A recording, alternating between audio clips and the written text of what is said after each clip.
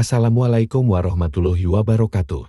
Iblis adalah musuh nyata bagi manusia sejak di zaman Nabi Adam alaihi salam. Dan iblis selalu melakukan segala tipu muslihat agar manusia mau mengikutinya. Bahkan konon katanya iblis dapat masuk melalui 4 arang ke dalam diri manusia. Mulai dari sisi depan, belakang, kiri dan kanan. Di dalam tubuh, setan ibarat mengalir seperti darah mempengaruhi agar manusia jauh dari agama Allah. Membuat manusia lalai dari ketaatan dan memalingkannya dari jalan yang benar. Kecuali orang-orang yang beriman dan bertakwa. Ternyata setan bisa masuk ke tubuh manusia mempunyai sejarah yang cukup panjang. Menurut riwayat hal tersebut dimulai sejak kehidupan Nabi Adam dan Hawa. Setelah Nabi Adam dan Ibu Hawa diturunkan ke bumi dan berkumpul kembali, taubat mereka pun diterima oleh Allah Subhanahu wa Ta'ala.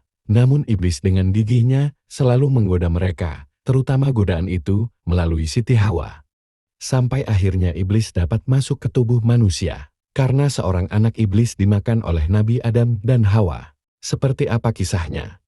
Simak ulasan berikut. Suatu hari, karena suatu keperluan Nabi Adam meninggalkan Hawa seorang diri. Karena tahu bahwa Hawa sedang sendirian, iblis pun lalu datang bersama anaknya bernama Hanas. Iblis berkata, "Aku harus pergi untuk melakukan sesuatu hal yang penting. Tolonglah jaga anakku ini hingga aku kembali." Hawa pun menerima anak itu dan iblis pun pergi. Kemudian setelah Nabi Adam pulang, ia pun kaget karena mendapati Hawa bersama seorang anak iblis. Nabi Adam begitu marah, namun Hawa menjawab, "Dia hanya anak iblis yang dititipkan kepadaku." Jawab Hawa, "Mengapa engkau sudi menolong iblis yang terlaknat?"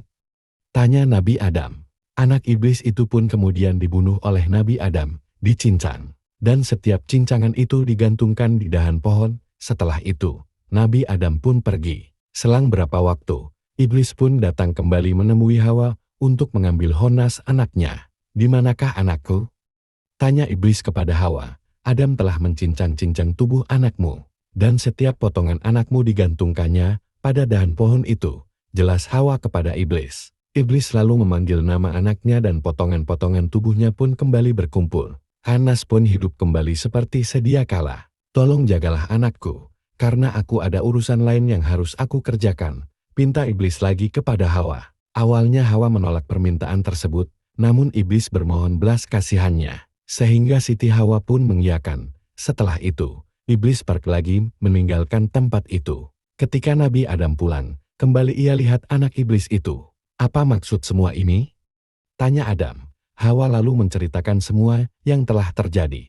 Namun Nabi Adam begitu murka. "Aku tak tahu apakah rahasia di balik semua ini," kata Adam. "Mengapa engkau tidak mematuhi aku dan lebih mematuhi musuh Allah Subhanahu wa Ta'ala dan terpedaya oleh bujuk rayuannya?" tanya Adam. Kemudian, Nabi Adam kembali membunuh anak iblis itu untuk kedua kali dan mayatnya dibakar. Sebagian abunya dibuang ke dalam air, sisanya lagi dibuang ke udara dan diterpa angin. Setelah itu, Nabi Adam pergi lagi.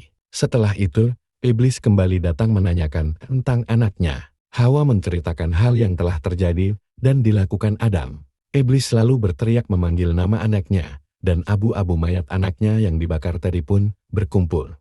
Dan Hanas hidup kembali dan bersimpuh di depan ayahnya. Iblis tak pernah putus asa. Sekali lagi ia pun meminta pertolongan kepada Hawa untuk menjaga anaknya. Akan tetapi kali ini, Hawa benar-benar menolak. "Aku tidak mau. Pastilah Adam akan membunuhku nanti," jawab Hawa. Iblis merayu dengan berbagai sumpahnya hingga akhirnya sekali lagi Hawa pun menyerah. Iblis pun pergi dan tak berselang lama, Nabi Adam pulang ke rumah. Masih didapatinya sang istri bersama anak iblis itu lagi. Kemarahannya sudah tak terbendung. "Allah lah yang maha tahu apa yang akan terjadi sekarang ini. Engkau lebih menuruti perkataan iblis daripada kata-kataku," kata Adam kepada Hawa. Nabi Adam kemudian menyembelih dan memasak anak iblis tersebut.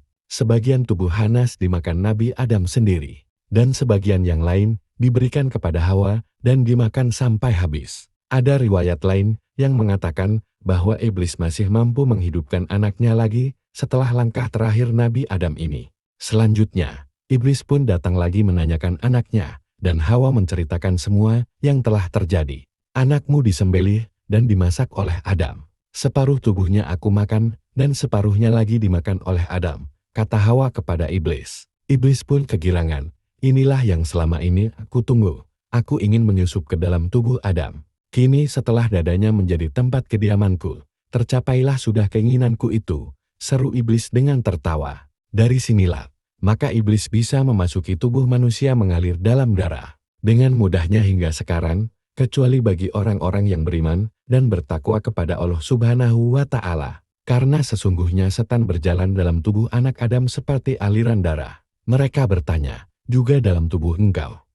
Rasulullah bersabda, ya, tetapi Allah menolongku atasnya, maka aku pun selamat. Bagaimana kisah sebenarnya iblis masuk ke dalam tubuh manusia, hanya Allah lah yang maha tahu. Namun setidaknya, dapat dijadikan peringatan kepada diri kita, untuk selalu berdoa, meminta perlindungan oleh Allah Subhanahu wa Ta'ala dari godaan setan. Wallahu a'lam bishawab. Wassalamualaikum warahmatullahi wabarakatuh.